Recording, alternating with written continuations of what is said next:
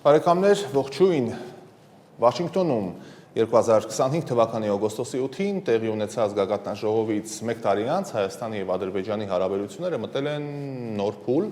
որը էապես տարբերվում է նախորդ 3 տասնամյակների տրամաբանությունից։ Եթե նախկինում հիմնական հարցը հակամարտության կարգավորման հնարավորություններն էին, ապա այսօր օրակարգի կենտրոնում արդեն ձևավորված խաղաղությունը ինստիտուցիոնալ մակարդակի տեղափոխելն է եւ վերածելու տարածաշրջանային նոր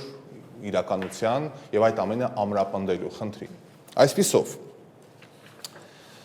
այս փոփոխության կարևոր ցուցանիշներից մեկը Վաշինգտոնում Հայաստանի արտաքին գործերի նախարարի տեղակալի ժամանակավոր պաշտոնակատար Վահան Կոստանյանի,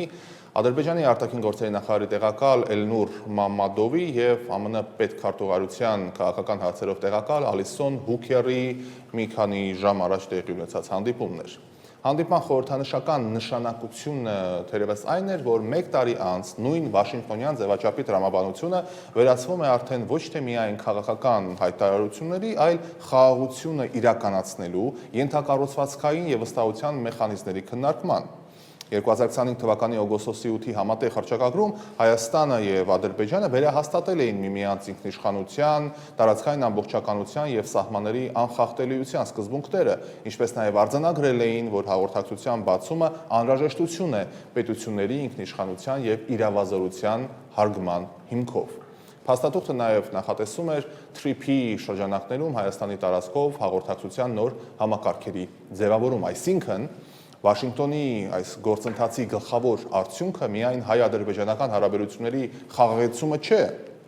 Շատ խորքային իմաստով սա ձևավորում է Հարավային Կովկասի նոր աշխարհաքաղաքական իրականությունը,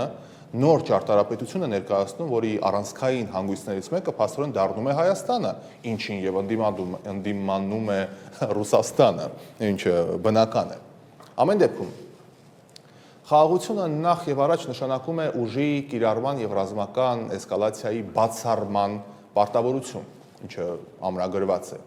Իսկ նորմալացումը շատ ավելի լայն գործընթաց է։ Այն ենթադրում է դիվանագիտական հարաբերությունների հաստատում, սահմանների եւ հաղորդակցության ուղիների գործարկում, տնտեսական կապերի ստեղծում, մարդկանց տեղաշարժի ընդլայնում, փոխադարձ վստահության մեխանիզմների եւ երկարաժամկետ քաղաքական հարաբերությունների ձևավորում, ինչը հասկանում եմ շատ բարդ է լինելու։ Բայց Վաշինգտոնի գործընթացը հենց այդ երկրորդ փուլին անցնելու մասին է եւ այդ է պատճառը, որ ամերիկացիները շատ ակտիվ ներգրավում են process-ներին։ Հայաստանը պետք է շահագրգռված լինի, որպեսզի Ադրբեջանի հետ հարաբերությունների այդ կարգավորման գործընթացը չսահմանափակվի միայն չկրակելու պարտավորությամբ, տղեկ չեն կրակում։ Ոչ, շատ ավելի լուրջ process-ներ կան եւ դրա մասին բազմիցս խոսել է ամերիկյան կողմը։ Երևանի համար իրական ռազմավարական շահը այն պետք է լինի, որ Ադրբեջանի հետ հարաբերությունների կարգավորումը վերածվի կանխատեսելի հարևանության, իսկ թշնամանքի փոխարեն ձևավորի փոխադարձ տնտեսական շահերի համակարգ, միմյանցից կախում ունենալու ձևաչափով։ Այս ընթացակարգում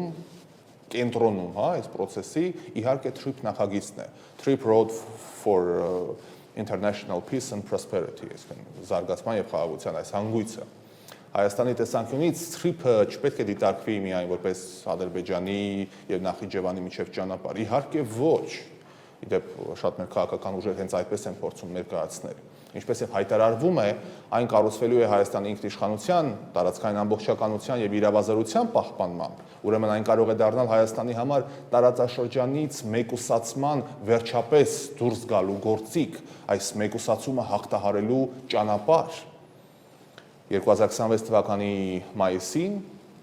Հայաստանը եւ Միացյալ Նահանգները ստորագրեցին TRIP-ի այդ ռազմավարական համագործակցության համաձայնագիրը, Հայաստանի արտաքին գործերի նախարարության հրապարակած պաշտոնական փաստաթուղթը շեշտում է, որ նախագիծը պետք է իրականացվի Հայաստանի ինքնիշխանության, տարածքային ամբողջականության եւ իրավազորության հարգմամբ, եւ այս համատեքստում առանձնահատուկ հետաքրքրություն ունի Ադրբեջանի նախագահի հայտարարությունը, որ արել է 3, որ TRIP-ի շրջանակներում Ադրբեջանի տարածքից Հայաստանի տարածքով դեպի Նախիջևան էլեկտրական հաղորդակցման գիծ է պատրաստվում անցկացնել։ Սա հետաքրքիր հայտարարություն է։ Առաջին հայացքից տեխնիկական հարց է, սակայն իրականում այն քաղաքական նշանակությունի հարկ է ունի։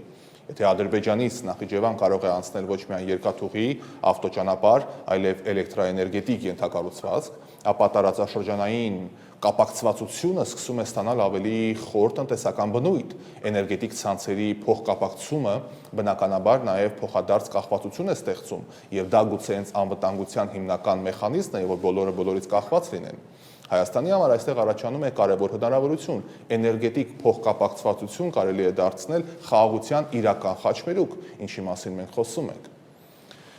Վաշինգտոնի գործընթացի ամենանշանակալի հետևանքներից մեկը նաև Միացյալ Նահանգների դերի փոփոխությունն է Հարավային Կովկասում։ Միացյալ Նահանգները այլևս պարզապես բանակցային սեղանի դիտորդներ չեն, այլ իրական ծանրակշիռ կողմ։ Թրիփի շրջանակներում Վաշինգտոնը ներգրավում է Հայաստանի տարածքում իրականացվող տնտեսական եւ ենթակառուցվածքային գործընթացների մեջ բավականին ակտիվ կերպով։ Միացյալ Նահանգների գործընկերությունը պետք է ոչ միայն խորացնել, այլև վերածել Հայաստանի ինքնիշխանության եւ զարգացման հիմնական հենարանի, ասում եմ լրացուցիչ հենարան, բայց հիմնական հենարանի մենք մեկ դար ուշացել ենք։ Միացյալ Նահանգների դերակատարումը պետք է առաջին հանրապետության արշալույսին լիներ, որը մերոնք չհասկացան, բայց այդ ուրիշ պատմություն է։ Պատմությունից դասեր քաղելու ժամանակը հուսամ եկել է։ Իսկ Ադրբեջանի հետ հարաբերությունները պետք է ոչ միայն նորմալացնել, ինչքան որ դա հնարավոր է, այլև կառուցել այնպիսի համակարգ, որտեղ երկու երկրների համար խաղաղությունը դառնա ավելի շահավետ, քան հակամարտությունը։ Այդ դեպքում Հարավային Կովկասի նոր քարտեզի վրա Հայաստանի Հանրապետությունը կարող է հանդես գալ ոչ թե որպես ինչ-որ մրցակցության օբյեկտ, ոչ, այլ իդեպ այդ մրցակցության օբյեկտը, որը հազարամյակներով է եղել, այլ կարող ենք մենք 21-րդ դարում ներկայանալ որպես տարածաշրջանային կապակցվածության եւ խաղաղության առանցքի իրական սուբյեկտ, իրական խաղաղության խաչմերուկ։ Բարդ է լինելու, բայց